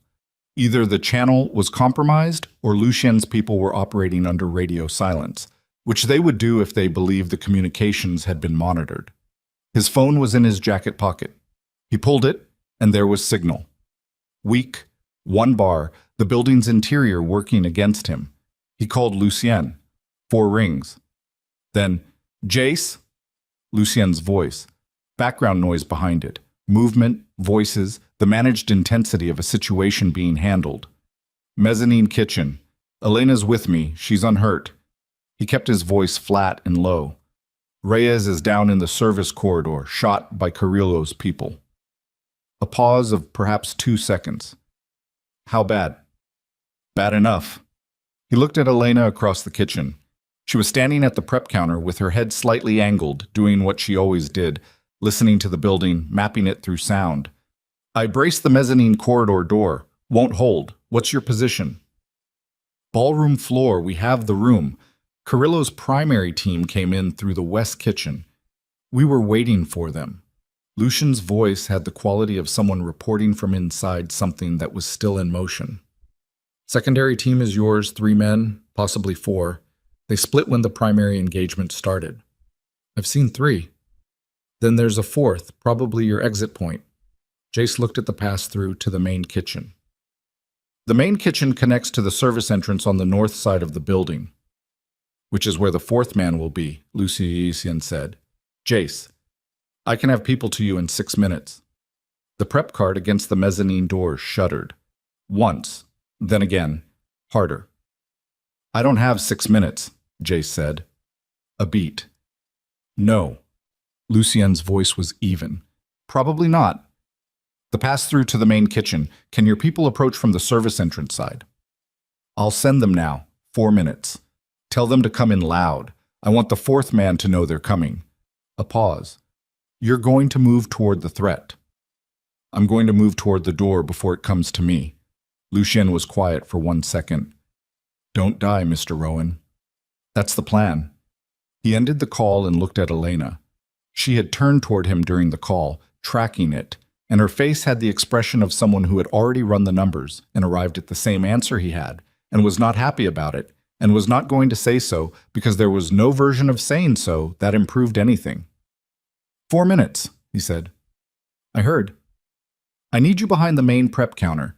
It's steel, it's bolted to the floor, it's between you and both doors. And you. I'm going to go through the pass-through.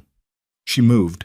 She didn't argue, didn't negotiate, didn't make him spend time he didn't have convincing her.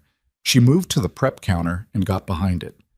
And he understood this was its own kind of courage, the specific courage of someone who had assessed the situation and made the choice to trust another person's judgment in the area where their own had limits, and that this trust was not passivity, but its own form of action. The mezzanine door shuttered again, and he heard the prep cart scraping on the tile, the legs losing ground an inch at a time. He went through the pass-through.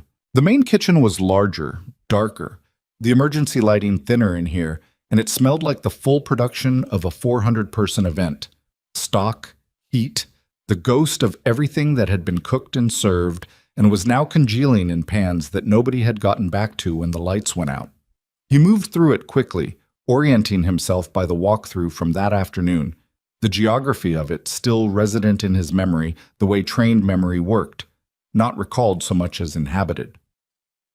The service entrance was on the north wall, a heavy steel door with a push bar currently closed, with a thin strip of light visible at its base from the exterior security lighting outside. He positioned himself behind the last bank of prep stations, 15 feet from the door, and waited. He didn't have to wait long. The door opened inward, slowly, the push bar depressed with the care of someone who didn't want the sound of it.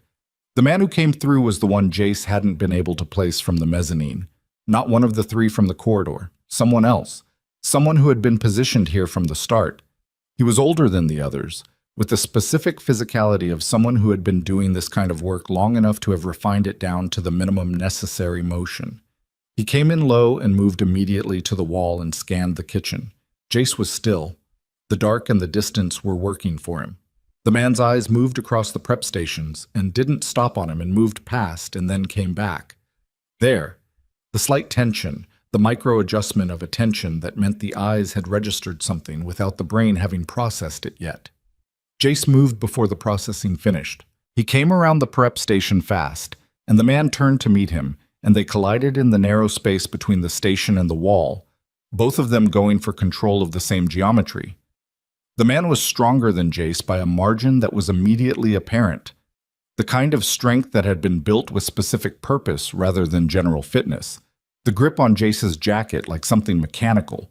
Jace got his forearm up between them and pushed against the man's chin, and the grip loosened by a fraction, and that fraction was enough to get his foot behind the man's heel and take them both to the floor. Floor work was different from standing. Drago had spent 3 weeks on floor work because Drago had opinions about where most fights actually ended up, and they were correct opinions. Jace got to the man's back and locked his arm, and the man bucked and twisted and was strong enough that the lock nearly broke twice. And each time Jace tightened and rode the motion and didn't let go, his face against the cold tile, his breath coming in hard, ragged pulls, his left side screaming along the line of the old scar where something in the exertion had pulled at the healed tissue. The man's resistance became less organized, then rhythmic, the specific diminishing rhythm of someone losing the capacity rather than the will. Then still. Jace held on for another 5 seconds, then released, rolled away, got to his knees and then his feet, and stood over the man breathing so hard the breath was audible in the kitchen. His left side was wet. He put his hand to it, pulled it back. In the thin emergency light, the dark on his fingers was familiar, in the way of something encountered once before in the worst circumstances of your life. The scar had opened. Not the knife, just the exertion, just the old tissue giving way under a load it hadn't been built for. It wasn't the same as being stabbed. It was enough. He pressed his hand against it and walked back toward the pass-through. Behind him, from the north service entrance, he heard the sound of multiple people coming through fast. Lucien's people, arriving loud the way he'd asked, too late for the fourth man but on time for everything after. He went through the pass-through. Elena was behind the prep counter. She heard him come through, the specific sound of his step, the weight of it, and stood, and he saw her face run through its sequence in the half-second before she had the full acoustic picture, alert, then reading, then arriving at something she didn't want to have arrived at. "You're hurt," she said. "Old wound." "How bad?" The same question, the third time someone had asked him that, in a kitchen, in a hospital, in an alley. The honest answer was the same as the first time someone had asked it. "I don't know yet," he said. "We need to move." She came around the counter, and her hand found his arm, and she felt the tension in it, the way he was holding himself, the slight forward compensating lean that people made when something on their left side was telling them not to stand straight. Her expression didn't change, but something in her grip did, a tightening that communicated everything she wasn't saying and everything she was choosing not to say. "Move," she said. "Tell me where." He told her. They moved. The main kitchen connected to the north service corridor, and the service corridor connected to a loading dock that opened onto the building's north alley, and Lucien's people met them at the loading dock door. 3 men, moving fast, guns drawn, and then lowered when they confirmed who was coming through. The cold outside hit Jace's face like a door, the same cold from the same city, from the same November that had started all of this 14 months ago. And he thought about the $42 and the piece of pallet wood and the sound in the alley that his feet had turned toward before his brain could argue. He thought, full circle. Then he thought, not yet. Lucien was outside, not waiting. Lucien did not wait in the way that suggested passivity, but positioned, with 2 of his senior people and the particular stillness of a man who had been fighting an active situation and had just come through to its other side. His jacket was gone. His right hand had the specific tension of someone who had recently been using it for something other than business. His face when he saw Elena was the face of a man whose operational composure briefly lost a layer, a depth beneath the surface visible for 2 seconds before it went back under. Elena crossed to him. He held her, once, briefly, with the compressed intensity of people who had long ago agreed to keep their demonstrations of feeling below a certain volume. Then he looked at Jace. Jace was standing at the edge of the loading dock with his hand pressed against his left side and his face doing what faces did when they were working very hard to present less information than they contained. Lucien looked at his hand, at the dark on his jacket, at the way he was standing. "Get the car," Lucien said to someone behind him. Then to Jace, "How long have you been bleeding?" "Since the kitchen." "Which kitchen?" "The second one." Lucien made a sound that was not quite anything, not alarm, not frustration, something more precise than either. He crossed to Jace and looked at him the way the doctor in the Lincoln Park brownstone had looked at him 14 months ago, with the detached inventory of someone for whom this was not the first time and not the worst time, but was still a time that required attention. "The scar," Jace said. "Pulled it. Not a new wound." "I know." Lucien's voice was even. "Sit down." "I'd rather—" That was not a suggestion. Jace sat down on the edge of the loading dock. The cold of the concrete came up through his trousers, and he almost laughed at the precision of the repetition. The same cold, the same concrete, the same hand against the same side, the same city doing what it always did. He looked at the narrow strip of sky between the Aldrich Hotel and the building opposite, and it was the same orange-gray, the same cloud-reflected light, the same indifferent and continuous city. Elena came and sat beside him, not at protective distance. Beside him, close enough that her shoulder was against his, close enough that he could feel the warmth of her through both their coats. She didn't say anything. She put her hand over his, the hand pressed against his side, and kept it there. He breathed. Behind them, the sound of the building resuming its processes. Lucien's people securing the exits, voices on phones, the mechanical bureaucracy of aftermath. Somewhere inside, the 400 guests of the Viscari Foundation Gala were being managed through the specific narrative that Lucien's people had prepared for exactly this kind of event. The one where everyone went home with a story about a power outage, and nobody went home with the true one. Reyes, Jace thought. He thought about the corridor, the gun on the floor, the hand pressed against the side, the legs extended. "Get her out," said without asking for anything in return. He didn't know yet if Reyes was alive. He thought he probably wasn't, and he sat with that. The complicated weight of it, the man who had betrayed everything and at the end pointed them toward the clear stairwell. People were not one thing. He'd known that. He was still learning what it cost to keep knowing it. The car arrived at the alley's entrance. Black, the same black as every car that had ever come for him in a crisis, which he supposed was its own kind of consistency. He tried to stand. His legs had their own opinion. Lucien was there before he finished the negotiation with his legs, one hand under his arm, the grip of a man who had done this before and did not make it into anything other than what it was, practical, immediate, without ceremony. Jace stood. It cost more than standing usually cost and less than he'd feared. He looked at Lucien, a foot of distance between them. 14 months of accumulated everything.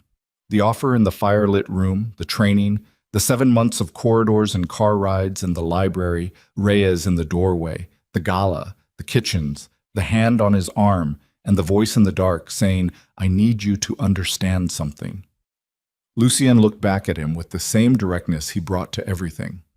"We'll talk," Lucien said, "when you can sit upright without bleeding." "About Elena." "About everything." A pause. The specific pause of a man who had more to say and was choosing the moment for it carefully. "Including what I saw on that loading dock." Jace didn't look away. "That's the conversation I want to have." "I know it is." Lucien's voice had something in it that wasn't warmth exactly. Something more careful than warmth. Something that had been examined before being offered. "Get in the car, Mr. Rowan." Elena was already at the car door, turned toward the sound of them.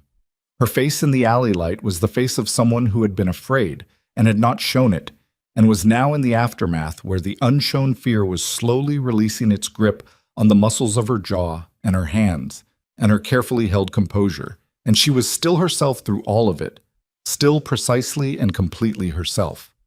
She turned toward the sound of his footsteps the way she always did. He walked toward her. Behind him, somewhere in the upper floors of the Aldrich Hotel, a window was lit against the dark. The emergency light still running, The building still processing what had happened inside it. The city outside still doing what cities did. And on the loading dock, where Lucien's people were wrapping the last of it, someone had left a white cane folded on the concrete, which was no one's, which had been dropped in the corridor and retrieved by a man who had pointed at the clear stairwell with his last useful gesture, and which would mean something different to every person who had to think about it later, in the days when the thinking started and the adrenaline was gone, and the full weight of what the night had cost came due. Jace got to Elena. She put her hand on his arm, the specific grip, the one that had started as professional contact and had become something that had no professional name. And he opened the car door and she got in and he got in beside her and the door closed and the city went silent. In the way it went silent inside these cars, the volume turned down on everything outside. And in that silence, he turned toward her and she turned toward him with the precise orientation that was her version of looking directly at someone. And neither of them said anything yet because the something that needed saying had been accumulating for 7 months and deserved more than the back seat of a car at the end of a night like this. And the car began to move, and outside the orange-gray city continued, and Jace pressed his hand against his side and breathed, and the last thing he thought before the blood loss and the exhaustion and the aftermath of everything began to pull him under was that he needed to stay conscious long enough to hear what Lucien had to say, because whatever came next, whatever the conversation in the firelit room looked like the second time, without the offer on the table and with everything that had happened since laid out between them, he needed to be present for it, needed to be upright and clear-eyed and not bleeding on Lucien Viscari's car seat, and he made himself focus on Elena's hand on his arm and the warmth of it and the specific reality of her being alive and unhurt beside him, and he used that as the anchor it had always been. The car stopped in front of the Lincoln Park brownstone, same block, same exterior, same doctor presumably, because when the door opened and the light came on inside, the man waiting in the hallway was the same man who had told Jace 14 months ago not to get into any more fights, and whose expression now contained the very specific resignation of a professional watching someone ignore their professional advice. Jace got out of the car under his own power. It was important to him that this happened, and it happened, though the margin was narrow. Inside, on the same table, under the same lights, the doctor worked without small talk again, which Jace still appreciated. The scar had separated along 2 centimeters of its length. Not catastrophic, not the original wound reopened, but enough to need cleaning and resuturing, enough to confirm that the next 2 weeks were going to have an opinion about everything he tried to do with his left side. Elena sat in the chair across the room. She did not leave. Lucien stood in the doorway for a while. Then he came in and sat in the chair beside the door and waited until the doctor was finished, and the doctor left, and the 3 of them were alone in the small room with its antiseptic smell and its single overhead light. "Reyes is alive," Lucien said. He said it to the room rather than to either of them specifically. "Critical. He'll live." A pause. "I don't know yet what I do with that." Neither Jace nor Elena said anything. Some things needed the space of not being immediately responded to. Lucien looked at Jace, at Elena, at the distance between them, which was not very much distance, which had not been very much distance since they'd gotten in the car. "I built that rule," Lucien said, "because men with reasons become men with divided loyalties." He stopped, looked at his hands. "I watched you tonight, in the kitchen, on the dock, in the car." He looked up. "Your loyalty was not divided." Jace held his eyes and said nothing. "It was singular," Lucien said. "It was entirely and only her." He was quiet for a long moment, the quality of a man not finishing a thought but completing one. "I'm not sure that's what I was protecting against." The overhead light hummed. Elena's hand found Jace's on the table between them. Lucien saw it. He stood, moved to the door, stopped with his hand on the frame and his back to them, and when he spoke his voice had something in it that had never been there before in any room Jace had been in with him, something that had been examined for a very long time and had finally, at significant cost, been released. "We'll talk tomorrow," Lucien said. "All 3 of us." He left. The door didn't close all the way behind him. A strip of hallway light fell across the floor between Jace and Elena, and the city outside continued its indifferent business, and the overhead light hummed, and Jace sat on the table with 2 centimeters of fresh sutures, and Elena's hand over his, and the particular silence of a night that had burned through everything it was going to burn through and was finally, at considerable cost, going still. Elena turned toward him. "Still alive," she said quietly. "Yeah," he said. "Still alive." He slept for 19 hours.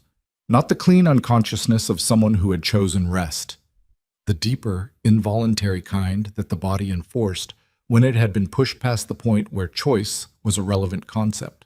He woke once somewhere in the middle of it, in the dark of the room they'd put him in on the second floor of the Lincoln Park brownstone, with no clear sense of what time it was or how long he'd been there, and lay still for a moment taking inventory the way he'd learned to. Left side first, the pull of the sutures, manageable, the specific deep ache of tissue that had been through something twice. Then the rest of him, his hands, his jaw, which had apparently connected with something in the kitchen that he hadn't consciously registered at the time. The abraded knuckles, familiar by now. He turned his head. The chair beside the bed was empty. There was a glass of water on the table beside it that hadn't been there when he'd fallen asleep, which meant someone had been in the room and had left it and had not woken him, and the only person he could think of who would do exactly that and nothing more was Elena. He drank the water, slept again. When he woke the second time, the light through the window was the flat white of a late morning in November, the kind of light that had no warmth in it but was at least honest about that. He sat up slowly, his left side registering its opinion about the movement, and put his feet on the floor and sat there for a moment with his hands on his knees in the posture of someone taking a breath before the next thing. The next thing was Lucian. He'd known that since the car. He'd been holding it at the edge of his attention, the way you held things that needed to be faced in conditions better than the inside of a moving vehicle at the end of a night where 2 people had tried to kill you. The conversation in the firelit room the first time had been an offer. The conversation now was a reckoning, and reckonings had different rules. They didn't come with clean terms, and they didn't end with a handshake, and they couldn't be prepared for in the way that offers could, because the material of them was everything that had already happened and couldn't be revised. He found his clothes. Cleaned, he noticed, the jacket gone, a fresh shirt folded on the chair where Elena's water glass had been. He dressed slowly and went downstairs.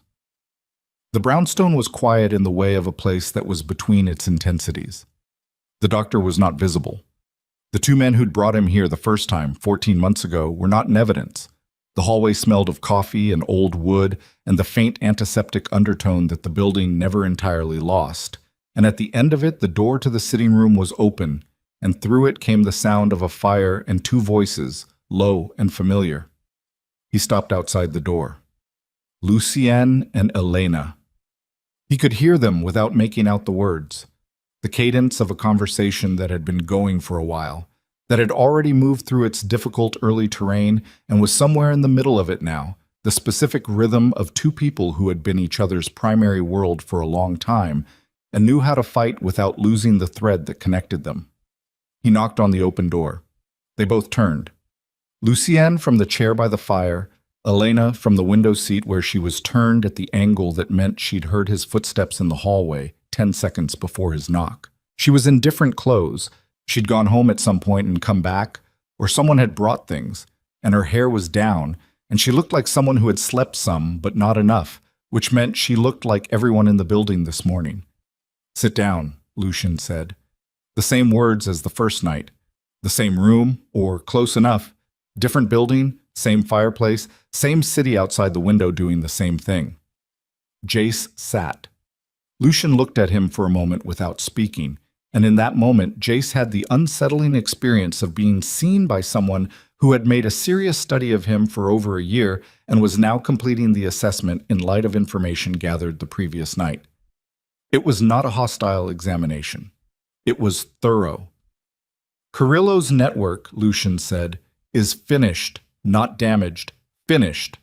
He said this without satisfaction, in the flat tone of someone reporting a completed task. The operation last night was the full extension of what they had. We'd been preparing for this engagement for 6 months. The gala was the right ground. It went as it needed to go. He paused. 11 of their people were arrested. 2 were not in a condition to be arrested. The organization has no remaining operational capacity. Jace nodded. Reyes is in a private facility. Lucian's voice didn't change register on this, but something behind it did. A quality of weight, the specific gravity of a betrayal that had 11 years of proximity behind it. He'll live. The wound was serious but not unsurvivable, and my doctor is better than Carrillo's shooters. A pause. I've had 3 hours with him this morning. And, Jace said. Lucien looked at the fire. And he gave me everything. Names, transfers, timelines, the full extent of what he passed to Carrillo over the past 8 months. He turned back. It was more than I'd calculated. He'd been positioning for 2 years. The financial relationship with Carrillo was recent, but the intention wasn't. What happens to him? The question sat in the room. Lucien regarded it. That's not your concern, he said. Not harshly. As a statement of organizational reality. It never will be your concern. That's a line I'm drawing now clearly, so we don't have to revisit it. He looked at Jace directly. You work for me. You protect Elena. What I do with men who betray my family is mine alone. That was true when you took the job, and it's true now. I know, Jace said. I wasn't asking to be involved. I was asking because last night he pointed us to the clear stairwell. Lucien was quiet. The fire moved. Elena in the window seat said nothing, but her head turned slightly toward her brother in the way that meant she was reading him through sound. I know he did, Lucien said finally. I'm not unaware of that. He looked at his hands, a gesture Jace had never seen him make before. The downward look of a man consulting something internal rather than external. 11 years, he said. It was not the opener to a sentence. It was complete. The silence that followed was not uncomfortable. It was the silence of 3 people in a room with a fire, each of them processing a version of the same event through the particular filter of what it had cost them personally, and having the decency to let the others do that without filling the space. Jace said, You told Elena and me we'd talk. Yes. I want to have that conversation. Lucien looked at him. I know you do. He reached for the coffee on the table beside him and drank from it and set it back down, and in the unhurried quality of these gestures was the signal that he'd been thinking about this for the hours Jace had been sleeping. I want to ask you something first, and I want an honest answer, not the answer you think I want. All right. If I had told you on the night we met, in this room, with the fire, when I made you the offer, that this was where it ended, that you would bleed on my floor twice, that my most trusted lieutenant would try to kill you, that you would spend 14 months in proximity to something you were explicitly forbidden from wanting. He paused. Would you have taken the job? The honest answer was not the fast one. Jace sat with it. Yes, he said. Lucien looked at him. Not because of Elena, Jace said. Not at the beginning.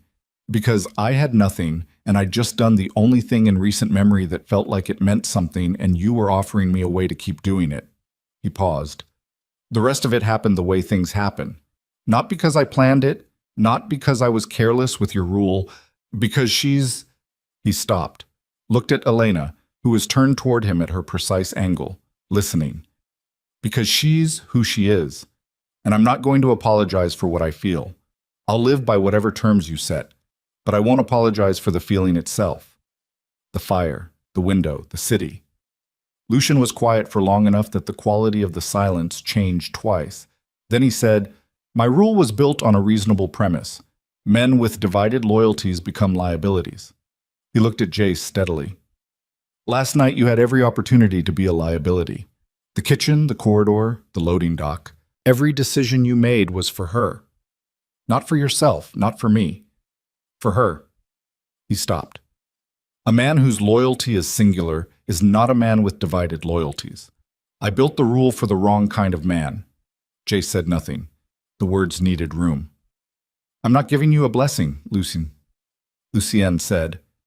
And there was something almost dry in it, almost the ghost of the humor that lived in him below the surface that very few people ever saw. I'm not that kind of brother. What I'm telling you is that the rule as it applied to you is retired. He looked at Elena. What happens next is between you and her. The terms are yours. Elena, in the window seat, had the expression of someone who had been waiting for a sentence to finish for a very long time and had just heard the last word of it. Thank you, she said. Quiet, direct, the way she said everything. Lucian picked up his coffee. Don't thank me. I'm retiring a rule I applied incorrectly. That's not generosity, it's correction. He stood, moved toward the door. The exit of a man who had said what he came to say and was now returning to the 17 other things that required his attention on the morning after the night the Carrillo network ceased to exist. At the door he stopped, his back partially to them. Jace? Yeah. The doctor says 2 weeks before you lift anything. A pause. I mean it this time.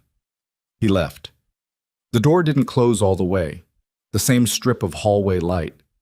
Jace looked at it and almost laughed. The repetition of it, the small architectural echo. And didn't quite, because laughing pulled at the sutures and the doctor had been clear about that too. Elena came from the window seat. She moved across the room with the cane folded at her side, reading the space through memory and the sound of the fire and the particular way air moved in a room with furniture she'd been in for hours. She sat in the chair Lucien had vacated, close, the same distance as the loading dock, the same distance as the library, the distance that had never been professional. He's been awake since 4 in the morning, she said. He sat in this room alone for an hour before I came down. What did he do? He looked at the fire. She paused. He does that when something has cost him more than he budgeted for. He looks at fire and runs the math until he arrives somewhere he can function from.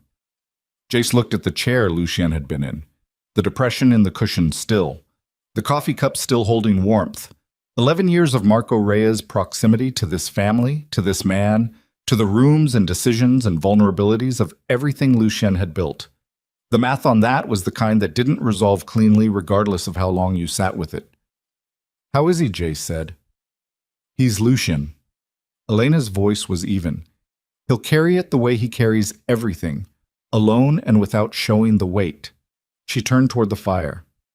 He loved him too. In the way Lucien loves people, which is quietly and with extremely high standards and without ever quite saying so. A pause. That's its own kind of wound. They sat with this for a while. The fire was lower than it had been when Jace came in, burning through its last hour, the light it threw on the walls warmer and more unsteady. Outside the window, the November sky was the same flat white as when he'd woken up, the city under it doing its continuous thing. Elena, he said. Yes. In the library. What you said. About not being able to keep pretending you didn't see it. He looked at her. I want you to know that He stopped. Rebuilt the sentence from its actual materials rather than the materials of what he'd rehearsed in the months he'd been not saying it. I don't have much. I had $42 and a dead mother's name in my phone and a piece of pallet wood when this started. I'm not... Another stop. I'm not under any illusion that I'm what you would have chosen if you'd been choosing. Elena turned from the fire toward him. Her eyes moved without landing. Her face was serious in the way that precluded softness, but was not without warmth. Jace, she said. Yeah. I spent the hours you were in that kitchen tonight, both of them, all of it, listening to the building and trying to locate you by sound, through walls, through the emergency lighting, through 400 people who were panicking and making noise. She paused. Do you understand what that means? That I've spent 7 months cataloging the specific sound of you, your step, your breathing pattern, the way you shift your weight when you're deciding something. She stopped. You're the only person in my immediate world whose location I need to know at all times. I think about what that means. He looked at her. I chose you the night in the alley, she said. I just didn't have the language for it yet. The fire settled, a log shifting, a small collapse of structure, the sound of something burning down to its essential parts. The light changed in the room, warmer and lower, and in it Elena's face was the face he'd been watching for 7 months without allowing himself to fully see, and now he saw it, the full, unguarded reality of it, and it was exactly what he'd known it was and more than he'd let himself acknowledge. He reached across the distance between the chairs and put his hand over hers where it rested on the arm of Lucien's chair. She turned her hand over and held his. They sat like that while the fire finished itself, the room going slowly dimmer around them, the city outside the same as it had always been, indifferent and continuous and full of alleys and bad lighting and moments that could go either way depending entirely on whether you turned toward the sound or kept walking. He'd turn toward the sound, he would turn toward it again. Every morning, the same choice, the same direction.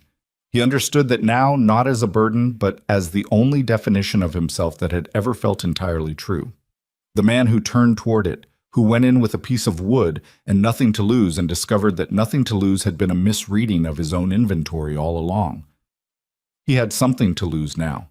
He had it sitting across from him with her hand in his in a room that smelled of coffee and old wood and fire, in a city that had taken his mother and his money and 3 years of his youth and had given him back this specific and irreplaceable this, in an alley on a November night that had looked like nothing and turned out to be everything.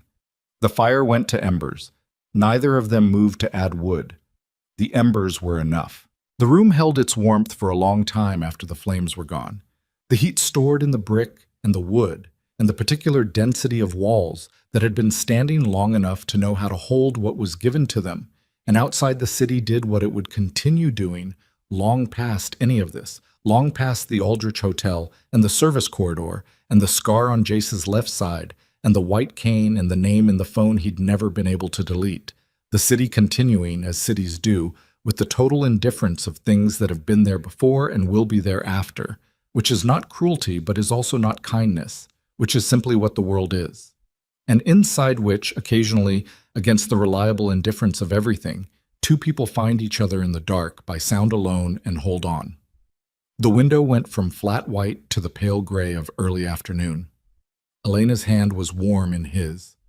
Jace Rowan, who had started with nothing and turned toward a sound and paid for it twice and been paid back in ways he hadn't had the imagination to anticipate, sat in a chair in a room in a city that owed him nothing and had given him everything, and breathed, and for the first time in a very long time, the breathing was easy. Outside, the November wind came off the lake and moved through the streets of Chicago the way it always did, purposeful and cold and indifferent to whatever it passed through. And in a quiet room on a quiet block it reached the window and ran along the glass and moved on, because it had somewhere to be. Because it always had somewhere to be, because that was the nature of wind and cities and time. Inside, nothing moved. Inside, everything was still, and that was enough.